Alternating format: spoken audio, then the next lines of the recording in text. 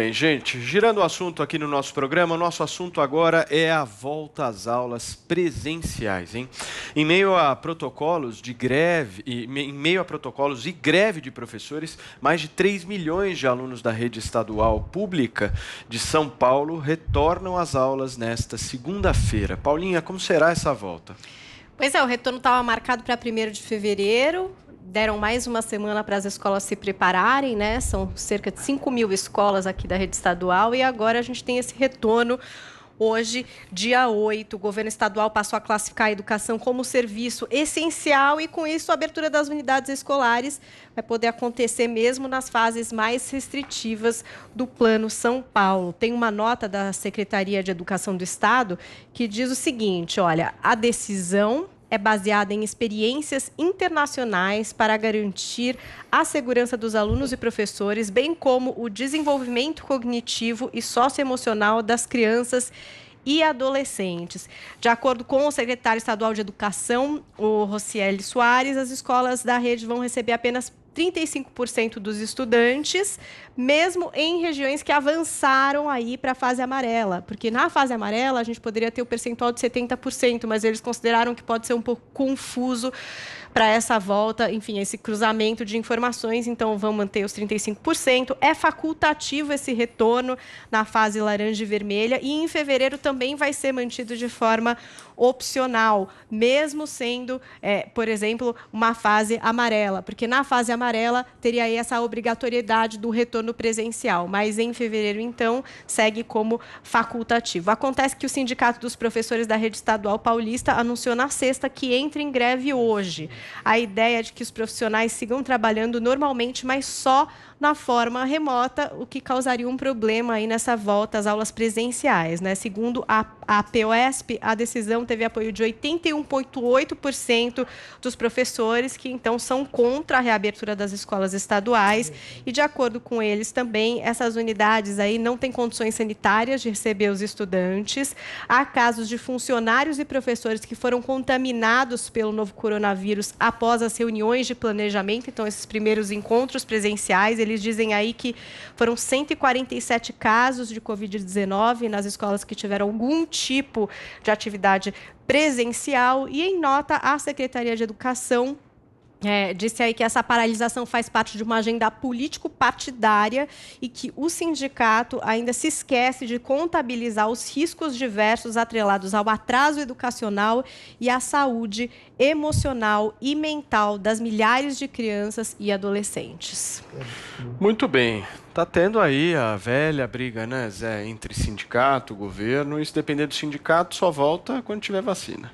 Isso tem uma cara de um corporativismo atrasado, né, para dar descanso a professores. Isso é inconcebível. A gente vê a diferença que nas escolas particulares, nas privadas, né, os professores estão querendo voltar até para garantir os empregos. Já voltaram em muitas, né? Em muitos Aqui em estados, São Paulo, já muitas escolas há 2 semanas, uma semana já com aulas presenciais. Houve uma precipitação. Muita gente errou no início da pandemia, parou. Eu soube de várias universidades, várias escolas que paralisaram quando não havia nenhum caso no estado.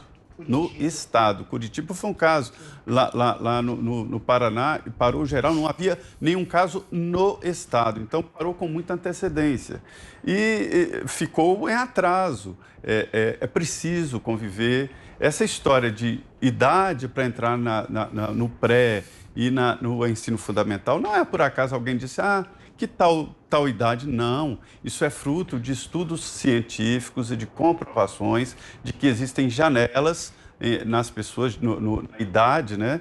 E nós estamos perdendo exatamente essas janelas. Essa convivência é necessária, a escola deve ter cuidados. Indico alguns que, em caso de uma Covid numa escola, né? Aí isola-se a sala de aula, alguns acham que o segundo, mas enfim, o segundo caso, e toca o barco, porque não há como mais esperar. Para se ter uma ideia, não se vacina criança, e aí? Até quando, né?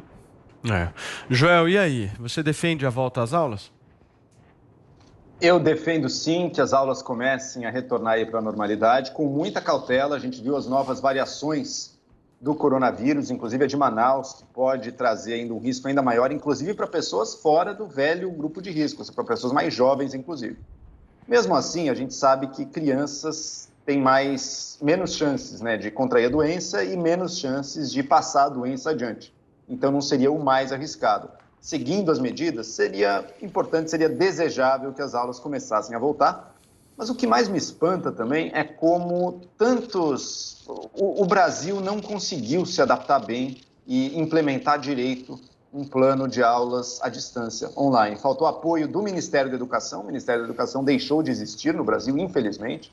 Por exemplo, dando planos de dados para as pessoas que não têm dinheiro poderem acompanhar aulas online em dispositivos.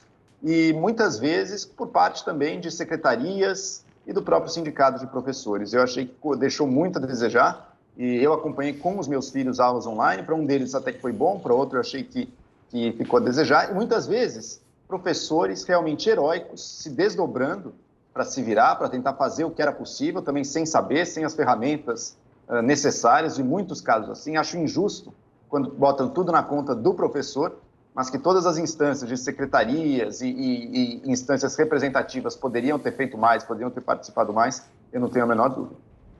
Adriles, lembrando que aqui em São Paulo, se eu não estou enganado, nós já vacinamos aí pouco mais de 3 milhões. É esse o dado correto aqui em São Paulo? E a prioridade agora, no momento, é mais de 90 anos de idade, pessoas com mais de 90 anos. Ou seja, a criançada, enfim, os professores vão ficar bem para depois, né? Sim, os professores, os policiais, enfim, vão ficar na quarta etapa apenas. Vão ficar dentro das faixas etárias. A última de vacinação, porque está comprovado, recomprovado, que são baixíssimos vetores de infecção, são baixíssimos vetores de disseminação da doença. Todo mundo está cansado de saber disso. E esses professores grevistas são vagabundos. Deveriam ser demitidos se houvesse uma mão de obra qualificada. Provavelmente é tudo esquerdista que deturpa a aula mesmo, todo esquerdista é um isolacionista radical e não gosta de trabalhar e gosta de depender de sindicato para ficar dentro de casa sem fazer nada, né? Jogam com desespero e a má informação da população. Jogam com a hipocrisia de cidades que têm bares, shoppings, restaurantes, escritórios, tudo lotado, tudo aglomerado, transportes públicos, absolutamente tudo. Não houve no mundo uma quarentena estudantil de escolas fechadas tão longa e tão extensa quanto no Brasil. Isso é vagabundagem. Outra coisa, Joel, você fala de aulas virtuais, é porque a gente vive numa bolha, cara. A aula presencial é fundamental para o desenvolvimento social do aluno. Tem alunos carentes, pobres, que precisam do convívio social, que estão exatamente em lares, calma, Joel, que estão em lares disfuncionais, exatamente pela perda do trabalho desse isolacionismo maldito, que não tem comida em casa, ou seja, alguns se alimentam em casa. Essa quarentena longa congela a desigualdade social pela impossibilidade de ascensão social pelo intelecto, pelo aprendizado, ou seja, as crianças são os menores vetores de infecção e disseminação da doença. Com medidas de distanciamento social menos ou mais bem aplicadas, poderiam ter voltado há muito tempo. Fazer greve nesse momento, depois de um ano de isolacionismo, de quarentena, de cerceamento de possibilidade de ascensão social e intelectual das crianças, é criminoso. Esses professores grevistas são vagabundos. Joel, vai lá. Você acaba de mostrar o que eu venho dizendo. Faltou, por exemplo, planos de que as crianças recebessem na sua casa a alimentação que é da escola. Quanto à sociabilidade, você está equivocado e preconceituoso. Não é só para as crianças pobres que a sociabilidade é importante. Para todas as crianças isso é importante. Inclusive para as que estão na rede privada. Portanto, sim, é uma prioridade a volta da vacina. E veja, para que isso seja feito com ainda mais segurança, lembrando que, apesar das crianças terem menos chance de transmitir a doença, a escola ainda é um lugar com bastante exposição ao risco, eu defendo sim que professores sejam uma das classes prioritárias no recebimento da vacina, depois aí de profissionais da saúde. E isso nos permitiria voltar mais rapidamente com as aulas normais, professores, funcionários de escolas, com as aulas normais, que é o que a gente precisa nesse momento. Mas se as crianças são vetores baixos de infecção, por que os professores têm que ter prioridade? Não é só, Porque não é tem só muita infecção, gente é ali, disseminação da doença. Ou seja, Embora cada criança individualmente seja baixo, você está ali dezenas de crianças, dezenas de pessoas numa mesma Joel, sala. isso é de uma Não hipocrisia tem infraestrutura. gigantesca. Os Não tem- transportes não públicos tem estão uma todos infraestrutura. lotados, cara. Escola não. Mas transporte público não tem uma infraestrutura como de muitos transportes. As pessoas que estão ali são todas as mesmas, por muito tempo dentro da sala. Isso pode criar um Mas ambiente que transmite terço. Muito bem, Jodriles. deles. Tá bom. Chega. Já falaram muito, né? Tá certo. Chega.